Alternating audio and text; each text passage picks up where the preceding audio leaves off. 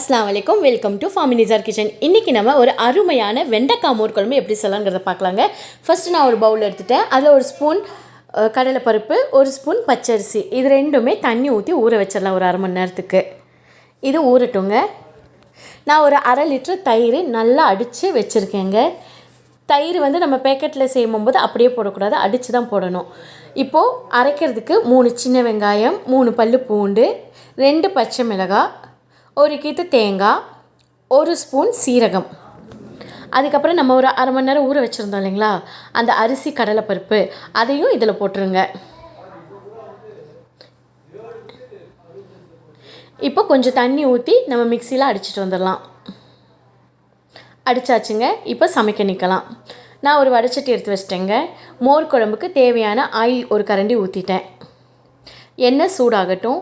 எண்ணெய் சூடானதும் கடுகு 1 ஸ்பூன், கடுகு நல்லா பொரிஞ்சதுக்கப்புறமா சீரகம் 1 ஸ்பூன், பெருங்காயத்தூள் ஒரு 1/2 ஸ்பூன், கருவேப்பிலை ஒரு கொத்து, ஒரு 5-6 வரமிளகாய், ஒவ்வொரு இன்ச்சுக்கு வெட்டி வச்சுருந்த வெண்டைக்காய் அதையும் போட்டு நல்லா வதக்கி விடுங்க. வெண்டைக்காய் நல்லா வதங்கட்டுங்க. இதுக்கு தேவையான அளவு உப்பு கொஞ்சம் போட்டுக்கலாம் வெண்டைக்காய்க்கு. அதுக்கப்புறமா நீங்கள் குழம்பு செய்யும்போது உங்களுக்கு உப்பு தேவைப்பட்டால் போட்டுக்குங்க. மஞ்சத்தூள் 1/4 டீஸ்பூன். இப்போ இது நல்லா வதக்கட்டும், வதங்க விடுங்க. நம்ம அரைச்சி வச்சுருந்தோம் இல்லைங்களா பேஸ்ட்டு, அது கொஞ்சம் நல்லா வெண்டைக்காய் வெந்ததுக்கப்புறமா நம்ம இந்த பேஸ்ட்டை போட்டு நல்லா கலந்து விடுங்க.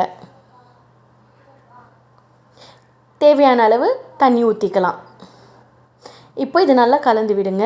உங்களுக்கு இன்னும் கொஞ்சம் தண்ணி தேவைப்பட்டால் நீங்கள் போட்டுக்குங்க. இப்போ இது நல்லா வெந்து அந்த பச்சை வாசனை போனதுக்கப்புறமா நான் தயிர் ஊற்றிக்கிட்டேன். இப்போ இது நல்லா கலந்து விடுங்க.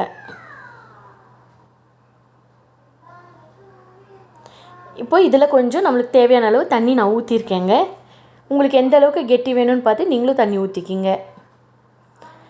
இந்த மாதிரி சைடெல்லாம் கொஞ்சம் வெந்து வந்ததும் கொதிக்க விடக்கூடாதுங்க. கொஞ்சம் கொதி வர ஆரம்பிக்கும் போது கொத்தமல்லி போட்டு இறக்கி விட்டுருங்க. அவ்வளோதாங்க, நம்ம அருமையான வெண்டைக்காய் மோர் குழம்பு சூப்பராக ரெடி ஆயிடுச்சு. நீங்களும் செஞ்சு பார்த்துட்டு எப்படி இருக்குது சொல்லுங்கள். தேங்க்யூ.